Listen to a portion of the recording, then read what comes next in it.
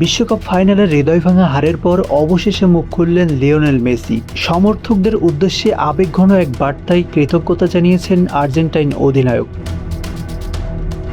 নিজের ইনস্টাগ্রামে লিখেছেন, কষ্টটা অনেক বেশি, এই ক্ষত শুকাতে সময় লাগবে, কিন্তু আমরা যেভাবে ঘুরে দাঁড়িয়েছি, যেভাবে শেষ পর্যন্ত লড়াই করেছি আর পুরো দেশের সমর্থন পেয়েছি, সেই স্মৃতিগুলো চিরকাল সঙ্গে থাকবে।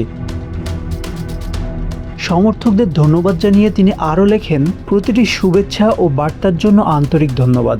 আমরা আবারও পুরো দেশকে একসুতোয় গাঁথতে পেরেছি। একই সঙ্গে বিশ্ব চ্যাম্পিয়ন হওয়ায় স্পেনকে অভিনন্দন। 2026 বিশ্বকাপে 8 গোল ও 4 অ্যাসিস্ট করে দুর্দান্ত একটি টুর্নামেন্ট কাটিয়েছেন মেসি। তবে ফাইনালে স্পেনের কাছে 1-0 গোলে হেরে স্বপ্নভঙ্গ হয় আর্জেন্টিনার।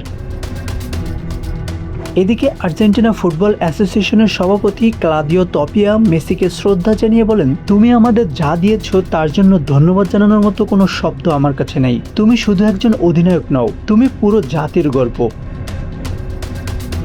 অন্যদিকে বিশ্বকাপে রানার্স আপ হওয়া আর্জেন্টিনা দলকে সম্মান জানাতে জাতীয় ছুটির দিন ঘোষণা করেছেন দেশটির প্রেসিডেন্ট হাভিয়ের মিলেই। কিন্তু সেই ছুটি কবে হবে তা নির্ধারণের দায়িত্ব দেওয়া হয়েছে আর্জেন্টিনা দলকেই। আশানুর রহমান মিঠু, বাংলা অ্যাফেয়ার্স।